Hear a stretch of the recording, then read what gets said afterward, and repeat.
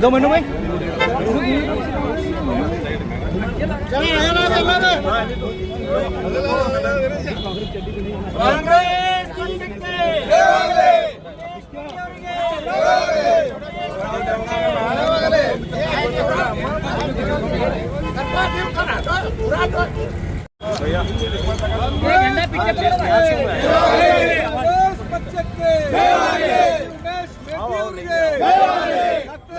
ಪಾಟೀಲ್ ಸಾಹೇಬ್ರಿಗೆ ಅಬ್ದುಲ್ ಹಮೀದ್ ಮುಷ್ರೀಫ್ರವರಿಗೆ ಸನ್ಮಾನ್ಯ ಸಿದ್ದರಾಮಯ್ಯ ಅವರಿಗೆ ಸನ್ಮಾನ್ಯ ಡಿ.ಕೆ. ಶಿವಕುಮಾರ್ ಅವರಿಗೆ ಸನ್ಮಾನ್ಯ ಆರ್.ಬಿ. ತಿಮ್ಮಾಪುರ ಅವರಿಗೆ ಕಾಂಗ್ರೆಸ್ ಪಕ್ಷಕ್ಕೆ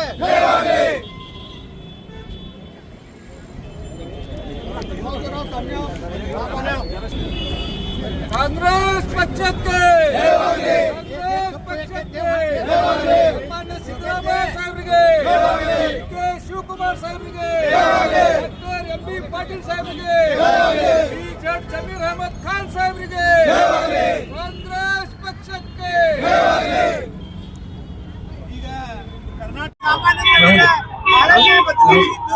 ಮುಂದಿನ ಒಂದು ಚುನಾವಣೆಯಲ್ಲಿ ಈ ಕಾಂಗ್ರೆಸ್ ಪಕ್ಷ ಮತ್ತೊಮ್ಮೆ ಇವತ್ತು ದಿವಸ ಸರ್ಕಾರವನ್ನು ರಚಿಸಿ ಜಯಬೇರಿಯನ್ನು ಹೊಡಿತದೆ. ಅದಕ್ಕಾಗಿ ಮಾನ್ಯ ಸಿದ್ದರಾಮಯ್ಯ ನೇತೃತ್ವದಲ್ಲಿ ಅಭಿವೃದ್ಧಿ ಕೆಲಸಕ್ಕೆ ಜನರು ಕೊಟ್ಟ ಫಲಿತಾಂಶ ಹಾಗೂ ದಿಕ್ಸೂಚಿಯಾಗಿದೆ ಅಂತ ಹೇಳಿ ನಮ್ಮ ಎರಡು ಮಾತು ಮುಗಿಸ್ತೀನಿ. ಜೈ ಹಿಂದ್ ಜೈ ಕರ್ನಾಟಕ. ಕಾಂಗ್ರೆಸ್ ಪಕ್ಷಕ್ಕೆ ಸಿದ್ದರಾಮಯ್ಯ ಸಾಹೇಬರಿಗೆ ಡಿ.ಕೆ. ಶಿವಕುಮಾರ್ ಸಾಹೇಬರಿಗೆ ರಮೇಶ್ ರೆಡ್ಡಿ ಅವರಿಗೆ ಎಂ.ಬಿ. ಪಾಟೀಲ್ ಸಾಹೇಬರಿಗೆ ಶ್ರೀ ಸುನಿಲ್ ಪಾಟೀಲ್ ಸಾಹೇಬರಿಗೆ ಅಬ್ದುಲ್ ಹಮೀದ್ ಮುಷ್ರೀಫ್ ಸಾಹೇಬರಿಗೆ ಅಹಮದ್ ಖಾನ್ ಸಾಹೇಬರಿಗೆ ಸನ್ಮಾನ್ಯ ಶ್ರೀ ಸತೀಶ್ ಜಾರಕಿಹೊಳಿ ಸಾಹೇಬರಿಗೆ ಆರ್.ಬಿ. ತಿಮ್ಮಾಪುರ್ ಸಾಹೇಬರಿಗೆ ಕಾಂಗ್ರೆಸ್ ಪಕ್ಷಕ್ಕೆ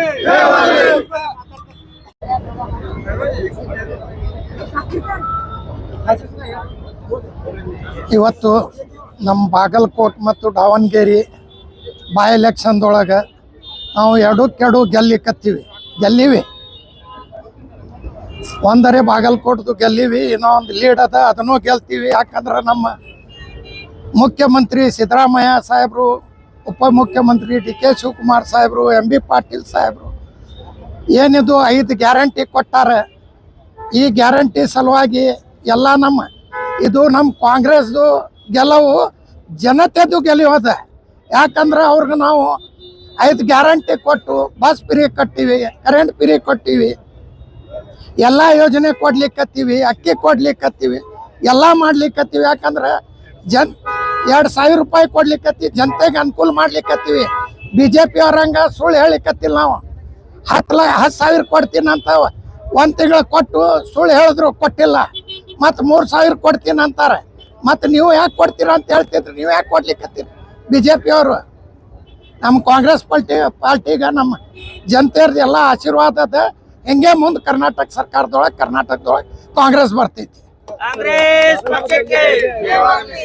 ಬಾಗಲಕೋಟದಲ್ಲಿ ಗಲಭೆ ಆಯ್ತು, ಯತ್ನಾಳಲ್ಲಿ ಹೋಗಿತ್ತು, ಪ್ರಚಾರ ಅವರು ಮಾಡಿದ್ರು, ನಮ್ಮ ಬಿಜೆಪಿನೇ ಬರ್ತೈತಿ. ಅವ್ರು ಹೋಗಾನೇ ಅಲ್ಲಿ ಕಾಂಗ್ರೆಸ್ ಬಂದೈತಿ. ಅಲ್ಲಿ ಅವ್ರು ಹೋಗ್ತಾರ, ಅಲ್ಲಿ ಕಾಂಗ್ರೆಸ್ ಬರ್ತೈತಿ. ಯಾರು ಬಿಜೆಪಿ ಸೋಲ್ಸುತ್ತಿದ್ರ ಅವ್ರು ಕಳಿಸ್ರಿ, ಅಲ್ಲಿ ಕಾಂಗ್ರೆಸ್ ಬರ್ತೈತಿ. ಆದ್ರೆ ಕಾಂಗ್ರೆಸ್ ಯತ್ನಾಳಿಂದ ಬೆನಿಫಿಟ್ ಅದ, ಕಾಂಗ್ರೆಸ್ಗೆ ಯತ್ನಾಳಿಂದ ಬೆನಿಫಿಟ್ ಅದ. ಇದು ನಮ್ಮ ಕಾಂಗ್ರೆಸ್ ಪಾರ್ಟಿ ಅದ. ಇದು ಎಲ್ಲ ಕಾಟ್ ತಗೊಂಡು ಹೋಗೋದು ಪಾರ್ಟಿ ಅದ. ಯತ್ನಾಳಿಂದ ನಮ್ಗೆ ಫೈದೆ ಇಲ್ಲ. ನಮ್ಗೆ ನಮ್ಮ ಕಾಂಗ್ರೆಸ್ ಪಾರ್ಟಿಗೆ ಲೀಡರ್ ಇಲ್ಲ. ಅವ್ರ ಪಾರ್ಟಿ ಅವ್ರ ಪಾರ್ಟಿಲಿಂದ ಹೊರಗೆ ಹಾಕ್ಯಾರ. ಅವ್ರಿಗೆ ಸುಮ್ಮನೆ BJP ಪ್ರಚಾರ ಮಾಡ್ತಾರೆ. ಯಾರ್ಯಾರ ಪಾರ್ಟಿಲಿಂದ ಹೊರಗೆ ಹಾಕಿತ್ತವ್ರಿಗೆ ಪ್ರಚಾರ ಮಾಡ್ಲಾಕ ಕರೀತಾರೇನ? ಪಾರ್ಟಿಯಾಗಿದ್ರೆ ಪಾರ್ಟಿದ್ ಮಾತಾಡಬೇಕು, ಪಾರ್ಟಿಯಾಗೇ ಇಲ್ಲ. ಅವರು ನುಗ್ಸಾರ ಹೊರಗೆ ಹೋದ್ಯ ಮತ್ತು BJPದ ಏನು ಮಾತಾಡ್ತಾರೆ ಅವ್ರಿಗೆ ಹಕ್ಕದ BJPಗೆ ಮಾತಾಡೋದು.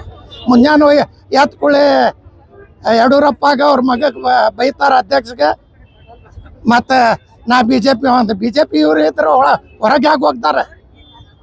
ನಮ್ಮ ಕಾಂಗ್ರೆಸ್ ಪಾರ್ಟಿ ಅದ, ನಮ್ಮ ಜನತೆದ ಆಶೀರ್ವಾದ ಅದ. ಆಶೀರ್ವಾದದಿಂದ ನಾವು ಹೊರಸ್ ಬಂದೀವಿ.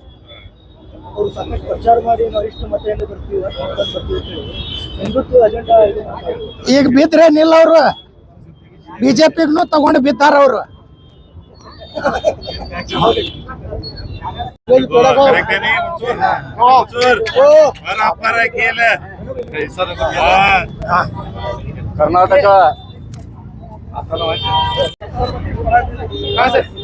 ಕರ್ನಾಟಕದಲ್ಲಿ ನಡೆದಿರುವಂತಹ 2 ವಿಧಾನಸಭೆಯ ಉಪಚುನಾವಣೆಗಳಲ್ಲಿ ಕಾಂಗ್ರೆಸ್ ಪಕ್ಷ ಭರ್ಜರಿಯಾಗಿ ಜಯಬೇರಿ ಬಾರಿಸಿದ್ದು, ಅದರಲ್ಲಿ ವಿಶೇಷವಾಗಿ ಬಾಗಲಕೋಟೆಯಲ್ಲಿ ಅಹಿಂದ ವರ್ಗ ಮತ್ತು ಇಡೀ ಸಮಸ್ತ ಬಾಗಲಕೋಟೆ ಮತಕ್ಷೇತ್ರದ ಎಲ್ಲ ಮತದಾರ ಪ್ರಭುಗಳು ಕಾಂಗ್ರೆಸ್ ಪಕ್ಷಕ್ಕೆ ಆಶೀರ್ವಾದ ಮಾಡಿ ಸುಮಾರು 22,867 ಮತಗಳ ಅಂತರದಿಂದ ಜಯಬೇರಿ ಬಾರಿಸಿ ಅಲ್ಲಿ ಬಿಜೆಪಿಯವರಿಗೆ ಒಂದು ತಕ್ಕ ಉತ್ತರವನ್ನು ನೀಡಲಾಗಿದೆ.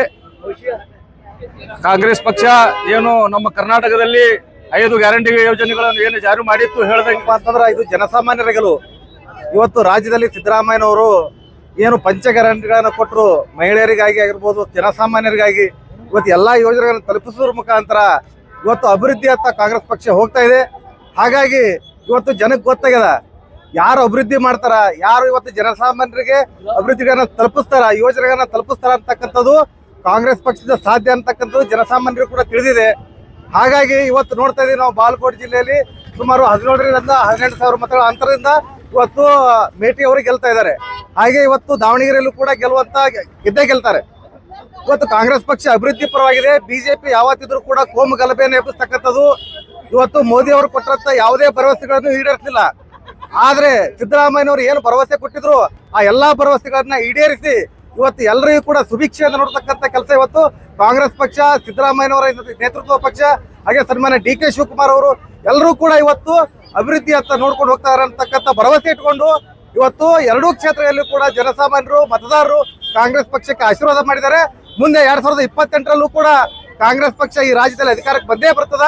ಹಾಗಾಗಿ ಈ ಸಂದರ್ಭದಲ್ಲಿ ಏನು ಬಾಗಲಕೋಟ್ ಹಾಗೂ ದಾವಣಗೆರೆಯ ಏನು ಗೆದ್ದಿರ್ತಕ್ಕಂಥ ಅಭ್ಯರ್ಥಿಗಳಿಗೆ ಶುಭಾಶಯಗಳನ್ನು ತಿಳಿಸ್ತಾ, ಹಾಗೆ ಈ ಗೆಲುವಿನಲ್ಲಿ ಪಾತ್ರರಾಗಿರ್ತಕ್ಕಂಥ ನಮ್ಮ ಜಿಲ್ಲೆ ಉಸ್ತುವಾರಿ ಸಚಿವರಾಗಿರ್ತಕ್ಕಂಥ ಸನ್ಮಾನ್ಯ ಎಂ ಬಿ ಪಾಟೀಲ್ ಸಾಹೇಬರಿಗೂ, ಹಾಗೆ ಶಿವಾನಂದ ಪಾಟೀಲ್ ಸಾಹೇಬರು, ಅದೇ ರೀತಿಯಾಗಿ ಬಾಗಲಕೋಟೆ ಜಿಲ್ಲೆ ಉಸ್ತುವಾರಿ ಸಚಿವರಾಗಿರ್ತಕ್ಕಂಥ ಸನ್ಮಾನ್ಯ ಆರ್.ಬಿ. ತಿಮ್ಮಾಪುರ ಸಾಹೇಬರಿಗೂ ಕೂಡ ಈ ಮೂಲಕ ಅನಂತ ಕೋಟಿ ಅಭಿನಂದನೆ ಸಲ್ಲಿಸಿ ನನ್ನ 2 ಮಾತುಗಳನ್ನು ಮುಗಿಸ್ತಾ ಇದ್ದೇನೆ. ಇದು ಜನಸಾಮಾನ್ಯರ ಗೆಲುವು, ಕಾಂಗ್ರೆಸ್ ಗೆಲುವು, ಕಾರ್ಮಿಕರ ಗೆಲುವು, ನೊಂದವರ ಶೋಷಿತರ ಗೆಲುವು. ರಮೇಶ್ ಕುಬೇವಾಡ್, ಜಿಲ್ಲಾ ಕಾಂಗ್ರೆಸ್ ಅಧ್ಯಕ್ಷರು, ಪರಿಶಿಷ್ಟ ಜಾತಿ ವಿಭಾಗ, ವಿಜಯಪುರ. ಇವತ್ತು ಬಹಳ ಖುಷಿ ಅನಿಸ್ತಾ ಇದೆ. ಏನು ಒಂದು ಬಾಗಲಕೋಟೆ ಹಾಗೂ ದಾವಣಗೆರೆ ಉಪಚುನಾವಣೆಯಲ್ಲಿ ನಮ್ದೇ ಕಾಂಗ್ರೆಸ್ ಪಕ್ಷದ ಗೆಲುವು ಆಗಿರೋದು ನಮ್ಗೆಲ್ಲ ಬಹಳಷ್ಟು ಇವತ್ತು ಖುಷಿಯಾಗಿ ಇವತ್ತು ನಗರದ ಗಾಂಧಿ ಚೌಕದಲ್ಲಿ ನಾವು ಒಂದು ಸಂಭ್ರಮಾಚರಣೆ ಮಾಡ್ತಾ ಇದೀವಿ. ಇವತ್ತು ಇದು ಕಾಂಗ್ರೆಸ್ನ ಗೆಲುವಲ್ಲ, ಇದು ಮಹಿಳೆಯರ ಗೆಲುವು. ಏನಂದ್ರೆ ಏನು ನಮ್ಮ ಸಿದ್ದರಾಮಯ್ಯ ಸಾಹೇಬ್ರು ಈ 5 ಗ್ಯಾರಂಟಿ ಮಹಿಳೆಯರಿಗೆ ಕೊಡ್ತಾ ಇದಾರಲ್ಲ, ಆ ಒಂದು ಮಹಿಳೆಯರ ಗೆಲುವು ಅಂತ ಹೇಳಲಿಕ್ಕೆ ಇಷ್ಟಪಡ್ತೀನಿ. ಎಲ್ಲಾ ಮಹಿಳೆಯರು ಇವತ್ತು ಕಾಂಗ್ರೆಸ್ನ ಜೊತೆಗಿದ್ದಾರೆ ಅಂತ ನಾನು ಈ ಒಂದು ಸಂದರ್ಭದಲ್ಲಿ ಹೇಳಲಿಕ್ಕೆ ಇಷ್ಟಪಡ್ತೀನಿ. ದೀನ ದಲಿತರ, ಹಿಂದುಳಿದ ಹಾಗೂ ಅಲ್ಪಸಂಖ್ಯಾತರ ಗೆಲುವು ಇದು. ಈ ಒಂದು ಗೆಲುವು ನಮ್ಗೆ ಬಹಳಷ್ಟು ಖುಷಿ ಕೊಡ್ತಾ ಇದೆ. ಏನಿವತ್ತು ನಾವು ಬಾಗಲಕೋಟೆಯಲ್ಲಿ ಆಗಿರ್ಬೋದು, ಮಾನ್ಯ ಮುಶ್ರೀಫ್ ಸರ್ ಅವರ ಒಂದು ನೇತೃತ್ವದಲ್ಲಿ ಹಾಗೂ ಎಂ ಬಿ ಪಾಟೀಲ್ ಸಾಹೇಬರ ಒಂದು ಮಾರ್ಗದರ್ಶನದಲ್ಲಿ ನಮಗೇನು ಒಂದು ಜವಾಬ್ದಾರಿಗಳನ್ನ ಕೊಟ್ಟಿದ್ರು ಅದನ್ನ ಅಚ್ಚುಕಟ್ಟಾಗಿ ನಾವು ಮಾನ್ಯ ಜಾರಕಿಹೊಳಿ ಸರ್ ಅವರ ಒಂದು ಮಾರ್ಗದರ್ಶನದಲ್ಲಿ ಅಚ್ಚುಕಟ್ಟಾಗಿ ನಾವು ಆ ಒಂದು ಜವಾಬ್ದಾರಿಯನ್ನ ನೀಗಿಸಿದ್ದೀವಿ ಅಂತ ನಾನು ಬಹಳ ಹೆಮ್ಮೆಯಿಂದ ಈ ಒಂದು ಸಂದರ್ಭದಲ್ಲಿ ತಮ್ಮ ಮೀಡಿಯಾಗಳ ಮುಖಾಂತರ ಹೇಳಲಿಕ್ಕೆ ಇಷ್ಟಪಡ್ತೀನಿ. ಇವತ್ತು ಬಹಳ ಸಂತೋಷದ ವಿಷಯ. ಕಾಂಗ್ರೆಸ್ ಪಕ್ಷಕ್ಕೆ ಕಾಂಗ್ರೆಸ್ ಪಕ್ಷಕ್ಕೆ ಇಷ್ಟ ಹೇಳೋಣ, 2 ಮಾತು.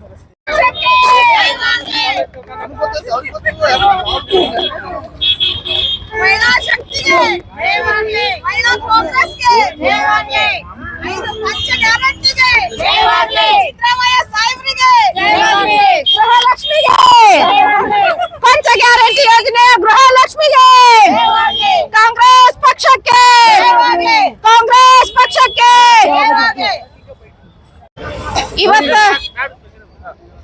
ಇವತ್ತು ಏನು ಬಿಜಾಪುರ, ಇದು ಬಾಗಲಕೋಟೆ ಮತ್ತು ದಾವಣಗೆರೆಯ ಬೈ ಎಲೆಕ್ಷನ್ ಚುನಾವಣೆಯ ಏನು ಫಲಿತಾಂಶ ನಮ್ಮ ಈ ಕರ್ನಾಟಕಕ್ಕೆ ಒಂದು ಸಂತೋಷಕರವಾದಂತಹ ಸುದ್ದಿ. ಯಾಕಪ್ಪ ಅಂದ್ರ ಪ್ರತಿಯೊಬ್ರು ಬೂತ್ ಮಟ್ಟದಲ್ಲಿ ನಾವು ಕೆಲಸ ಮಾಡಿದಾಗ, ನಾವು 1 ವಾರ ಬಾಗಲಕೋಟೆಯಲ್ಲೇ ಇದ್ವಿ, 1 ವಾರ ಕೆಲಸ ಮಾಡಿದಾಗ ನೋಡಿದ್ವಿ ನಾವು ಬೂತ್ ಮಟ್ಟದಲ್ಲಿ ಪಂಚ ಗ್ಯಾರಂಟಿ ನಮ್ಮ ಸರ್ಕಾರ ಎಷ್ಟೊಂದು ಚಲೋ ಕೆಲಸ ಮಾಡಿದೆ ಅಂದ್ರೆ ಅದಕ್ಕೆ ಸಾಕ್ಷಿ ಇದು ಒಂದು ಗೆಲುವೆ ಅನ್ಬೋದು ನಾವು.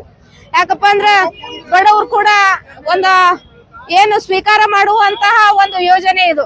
ಶ್ರೀಮಂತರಿಗೆ ಕೆಲವೊಬ್ಬರಿಗೆ ಬೇಡವಾಗಿರ್ಬೋದು, ಬಡವರಿಗೆ ಒಂದು ಬಡವರ ಹೊಟ್ಟೆ ತುಂಬಿಸಿದ್ರೆ ಏನಾಗುತ್ತೆ ಅನ್ನೋದಕ್ಕೆ ಇದು ಒಂದು ಕಾರಣೀಭೂತವಾದಂತಹ ಒಂದು ಒಳ್ಳೆಯ ಸುದ್ದಿ ಅನ್ಬೋದು. ಸತ್ಯಕ್ಕೆ ಸಾವಿಲ್ಲ, ಸುಳ್ಳಿಗೆ ಸುಖ ಇಲ್ಲ ಅನ್ನೋದು ನಮ್ದೊಂದು ಈ ಕರ್ನಾಟಕದ ಕಾಂಗ್ರೆಸ್ ಸರ್ಕಾರದಿಂದ ಎಲ್ಲ ಜನತೆಗೆ ಅರಿವು ಆಗಿದೆ ಅಂತ ಹೇಳಿ ನಾನು ಎರಡು ಮಾತುಗಳನ್ನ ಹೇಳಿ ಮುಗಿಸ್ತೀನಿ. शहर बीजापुर में जो है बागलकोट और दावनगिरी के जो बाई इलेक्शन हुआ है उसमें कांग्रेस की जीत पर जो है जश्न मनाया गया।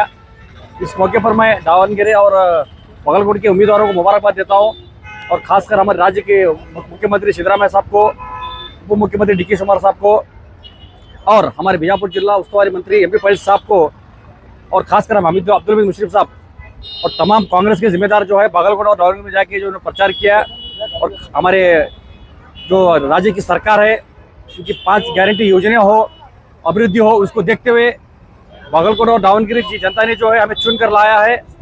मैं इस मौके पर तमाम जनता को जो है मेरी जानिब से और बीजापुर के तमाम कांग्रेस कार्यकर्ताओं की जानिब से शुक्रिया अदा करता हूं और दोनों कैंडिडेट को मुबारकबाद देता हूं। आने वाले दिनों में जो है सिद्धरामैया साहब के नेतृत्व में और MP पाटिल साहब जो है बीजापुर में भी डेवलपमेंट करेंगे। इस मौके पर जो है फिर एक बार मैं मेरी तरफ से और तमाम कांग्रेस कार्यकर्ताओं की तरफ से दोनों कैंडिडेट्स को दिल कहती गहराइयों से मुबारकबाद देते हुए अपनी बात को मैं खत्म करता हूँ। एक बार सर दावनगिरी में क्या हुआ था, वहाँ पर मुसलमान नाराज थे, तो होते हुए भी वहाँ कांग्रेस आने से का मतलब क्या हो सकता है? अपने नाराजगी जो है घर में रहती है, एक घर में नाराजगी रहती है तो पार्टी है कांग्रेस पार्टी जो एक समुद्र है। उसके बाद में जो है हमारे जो हाईकमांड हो, हमारे राज्य के नेताओं ने जो है तमाम लोगों को मिल बिठाकर एक सजेशन लिया कि आखिर में जो है दावनगिरी के जो हमारे शामनूर शिवशंकर के जो पोते हैं समर्थ, उनको चुन कर लाने का निर्णय लिया। उसी का नतीजा है कि हम लोग जो है दावनगिरी में भी जो है जीत हासिल करने वाले हैं इंशाअल्लाह।